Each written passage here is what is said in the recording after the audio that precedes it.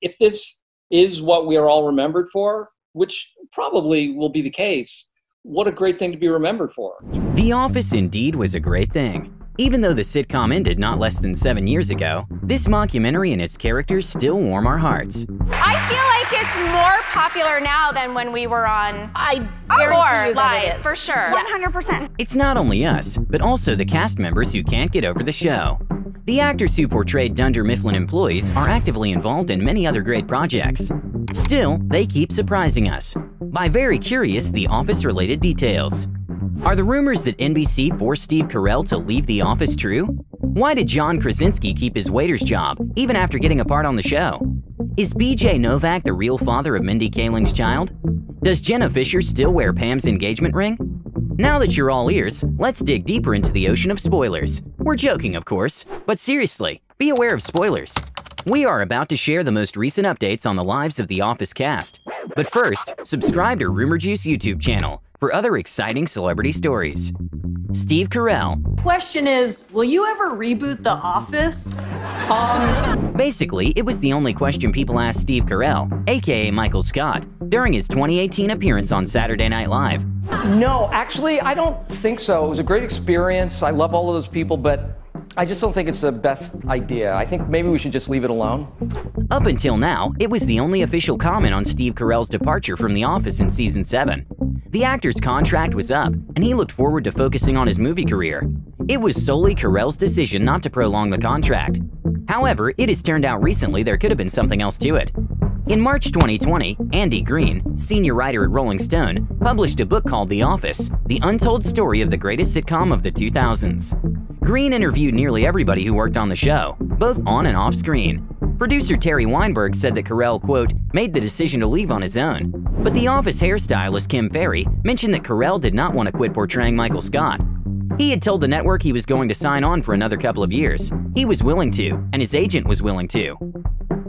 According to the book, Carell told BBC back in 2010 that Season 7 would probably be his last year, but he, quote, didn't mean it. Then when his contract was up, nobody at NBC contacted the actor, asking him to stay on the show. Here's how another producer, Randy Cordray, commented on that. I really think that he would have stayed on longer, but if you're not respected and don't even get offered a contract or a discussion of a future contract, then you move on. The book features quotes from Carell himself, but it doesn't include the actor's comments on his departure from the show. Maybe the story of the best boss ever leaving the show is more complicated and dramatic than it seems. Well, you clearly don't care, so why don't you just leave? I would like to stay. This pertains to me. I would like you to leave. But we have great news as well. Have you heard of the Space Force? It's an upcoming Netflix series starring Steve Carell and created by Greg Daniels. Yeah, the very guy who was The Office showrunner. What a promising reunion. John Krasinski. Well, I hope it was worth it, because I'm going to take it apart in about 5 minutes. I think I'll take you a little bit longer than that. Really? If I can skin a mule deer in less than 10 minutes, I ought to be able to cut my... There's no doubt that both John Krasinski and his on-screen character Jim Halpert are professionals in making people laugh. The 40-year-old actor recently hit the internet by launching a YouTube comedy show called Some Good News. So good news. The show highlights positive moments as opposed to the pandemic-related information that usually raises anxiety. Were you also smitten by the episode with Brad Pitt? The Oscar winner and Hollywood heartthrob appeared on Krasinski's show as a weatherman. We should do a check on the weather. Brad, how's it looking out there? Looks, pretty good. Yeah. What was it, a prank?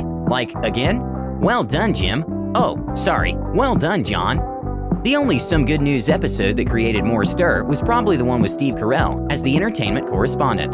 The main topic of this episode was the sitcom's 15th anniversary. Krasinski and Carell discussed some funny and memorable moments from the times they spent together on set. To our surprise, the show's host revealed that he didn't have high hopes for The Office initially. I mean, I was a waiter when I got that job. I was 23 years old. I was a waiter. And after the pilot, I went back to waiting tables because I was sure nothing was going to happen with it. However, he ended up having only one downside, the understanding of how good the creative process can actually be. Why was it a downside? And I also remember the crew was unreal. I am so ridiculously spoiled in every job I've gone to since because That's the only downside for me, is that I was shown how good it really can be on the first go around. Krasinski confessed years later he still considered the series' filming crew to be the best team he had ever worked with. Rainn Wilson. Whenever people ask me about, like, are people like their characters in real life from The Office, I would say that you're definitely sort of as odd as Dwight. Thanks. Is it even possible? Well, apparently Jenna Fischer knows her co-star Rainn Wilson better. But what was it? Yet another Office reunion? Kind of. We don't hear much about Wilson's acting gigs, right? That's because he's mostly focused on other things. For instance, interviewing Billie Eilish. I heard you were an Office fan. Uh-huh. Yeah? A little bit? Yeah, a little bit. You've seen the show once or twice? 12 times now. 12 times? Yes. Presumably, Rainn's main interest now is his Soul Pancake project that is aimed at sharing positive and meaningful content. Soul Pancake was created to explore what it means to be human. Unlike Krasinski, Wilson started this project long before the pandemic. Also, at the beginning of April, he launched a daily Instagram Live series titled Hey There, Human.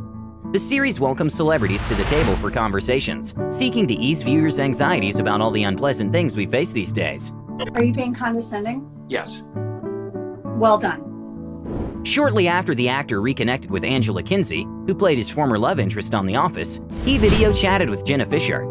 Before the clip ended, Wilson agreed to part with 4 rolls of exquisite toilet paper in exchange for a loaf of Fischer's SH bread. Seems like a very fair trade today. Jenna Fischer. I've had young fans come up to me in stores, and they'll say, "You look like an older version of that girl from Pam from The Office." No. And I'll say, I am an older version of her. But maybe Pam is the younger version of the 46-year-old Jenna?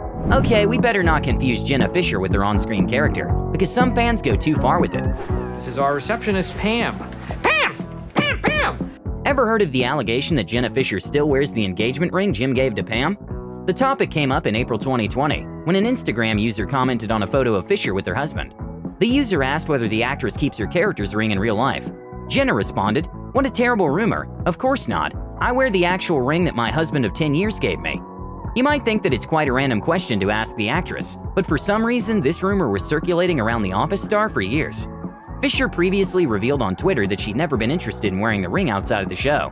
While true that I kept the engagement ring Jim gave to Pam, it was a silver prop ring, not worth $5,000, and I do not wear it in real life.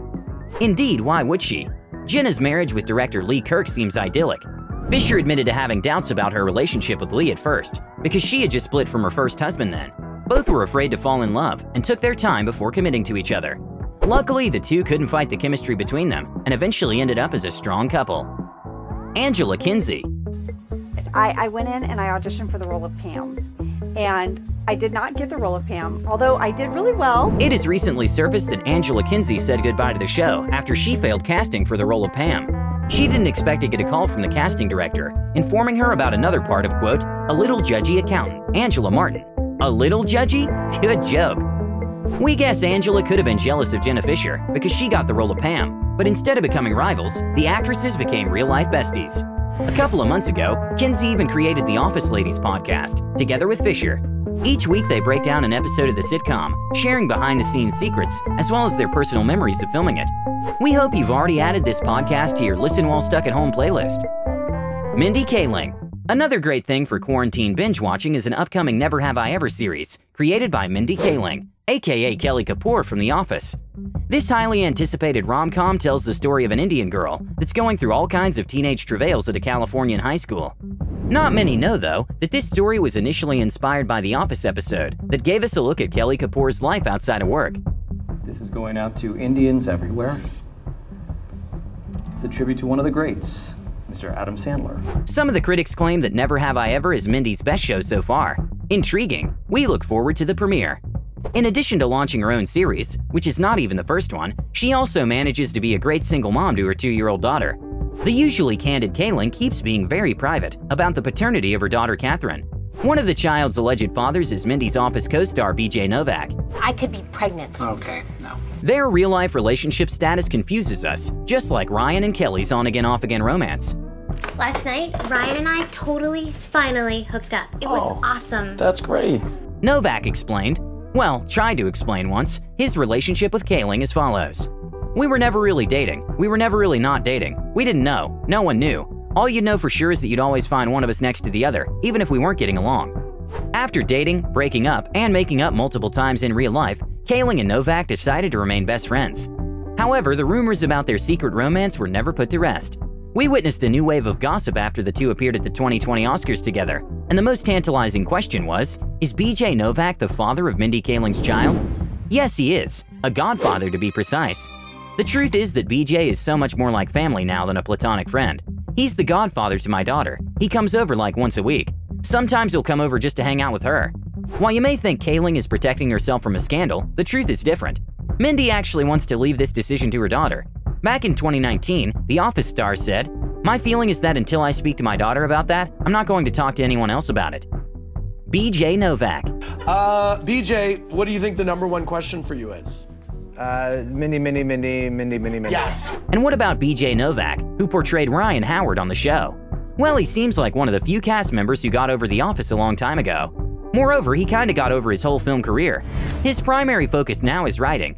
In fact, Novak has been a best-selling children's author for years. This is a book with no pictures. Recently, The Office star went live on his Facebook page to read his book with no pictures, and he'll probably do it again very soon. It turned out that besides writing, Novak has other things he wants to try out. Like politics? Oh yes, you'd better be prepared for such a twist. Speaking on Pete Holmes' January podcast, called You Made It Weird, Novak revealed that his love for Los Angeles is very deep. So deep that he even considered running for the city mayor someday. The 40-year-old also said, though, that he wouldn't do it unless he knew exactly how to improve things. The actor's dream is to resolve the city's, quote, pride issue, and his plan as a mayor would be to invest in the city's identity. Okay, Mr. Novak, we trust you. Oh, that's a lot of surprising stories. Did we inspire you to rewatch The Office for like the 100th time? If you decide to do so, be sure you are not alone in this obsession. Most likely the show's cast do it on a regular basis as well.